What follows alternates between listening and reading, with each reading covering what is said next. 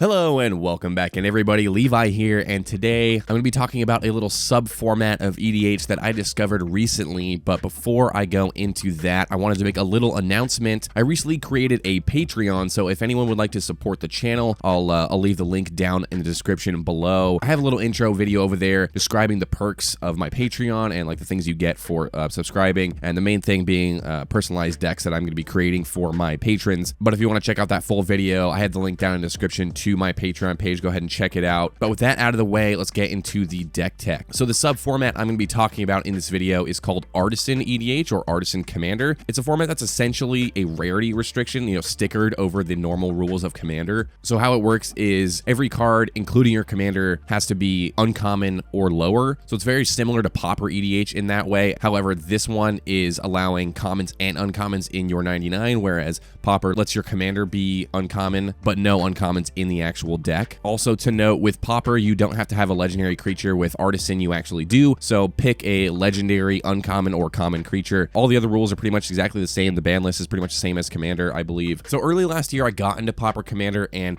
I was there for a little bit. I played a few different decks, and it just didn't really stick for me because it didn't have a lot of the complexity of playing regular EDH. And I think that Artisan actually does have that. Since there's no rares, no mythics, there's still a lot of uncommons that add a lot of variety and spice into the format.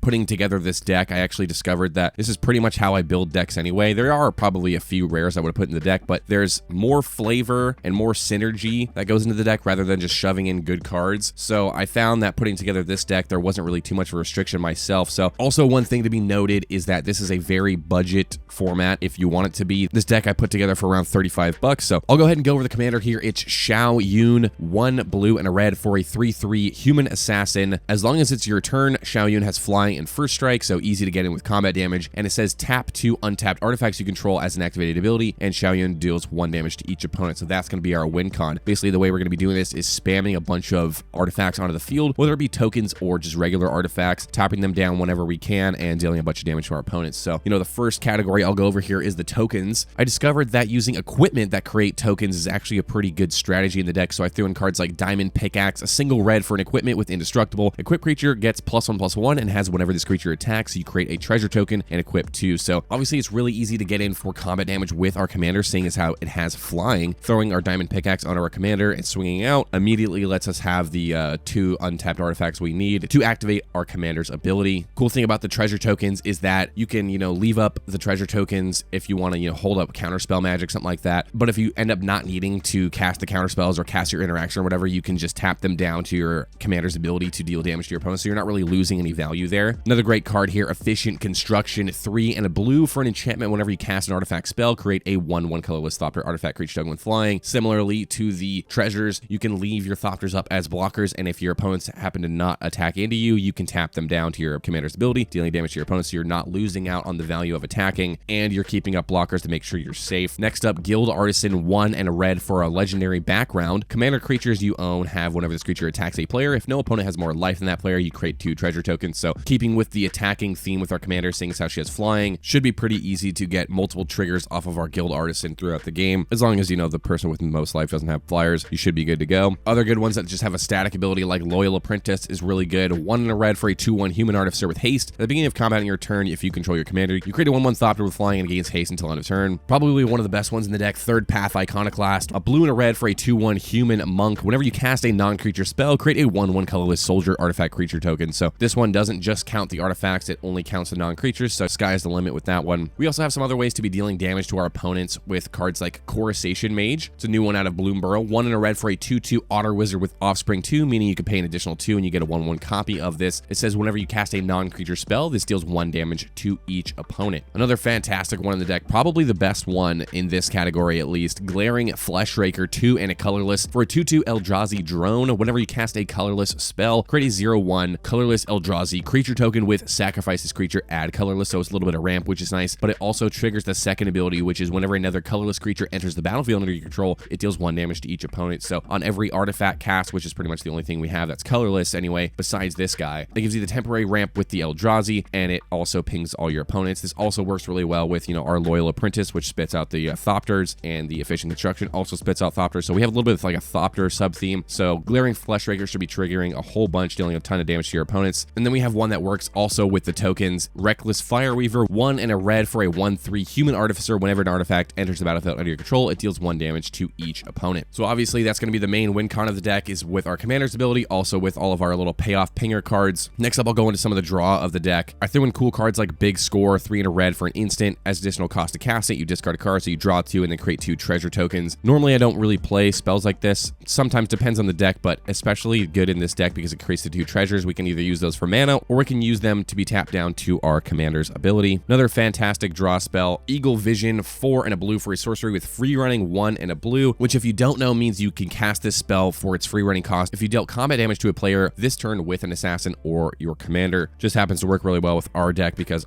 an assassin is our commander, and then you draw 3 cards. Pretty good rate, seeing as how our commander has flying. We're going to be getting for combat damage every turn, most likely. Paying 1 and a blue to draw 3 cards, not a bad option. Also, since we're creating tons of tokens in the deck, I threw in Idol of Oblivion, 2 mana artifact. Tap it, draw a card, but only activate it if you created a token this turn. I think it's pretty likely we're going to be drawing an extra card every turn with this. Not to mention it is an artifact itself, so if you happen to not create a token this turn and you don't have any way to activate it, you can also tap it down to your commander. I also threw in Keep Watch in the deck, 2 and a blue for an instant. Draw a card for each attacking creature. Just thought this would be an interesting include to refill our hand. You know, our opponent is either attacking us or one of our other opponents with a giant board. You know, say they have 5, 6, 7 creatures. You just play this for 3 mana, refill your entire hand. And then I have some looters in the deck like Urza Powerstone Prodigy, 2 and a blue for a 1/3 human artificer with vigilance. You pay 1, tap it, draw a card, then discard a card, and then whenever you discard 1 or more artifact cards, you create a Powerstone token. Only once per turn, but still, this is creating those artifact tokens that we need while also getting us a little bit of card selection, I'd say, because you're drawing and then discarding. Next up, just a couple of notable ramp pieces in the deck. Enthusiastic Mechanaut up first, blue and a red for a 2/2 Goblin Artificer with flying. Artifact spells you cast cost 1 less to cast. There are several different cost reducers in the deck, so it's possible to get, you know, a lot of our artifacts down to 0 mana, so you can play them out for free, letting you use your mana for other things like your Reckless Fireweaver or whatnot. Also, the other notable one, Herald of Kozilek, 1 blue and a red for a 2/4 Eldrazi Drone with Devoid. Colorless spells you cast cost 1 less to cast, so it's the same thing basically as the Enthusiastic Mechanaut. And last but not least, I've got the utility category. Just some cards that don't really fit into the other categories, but really help propel our deck forward. First one I got here, Artificer's Assistant, a single blue for a 1/1 bird with flying. Whenever you cast a historic spell, you scry 1, so not as good as card draw, but it is card selection. If you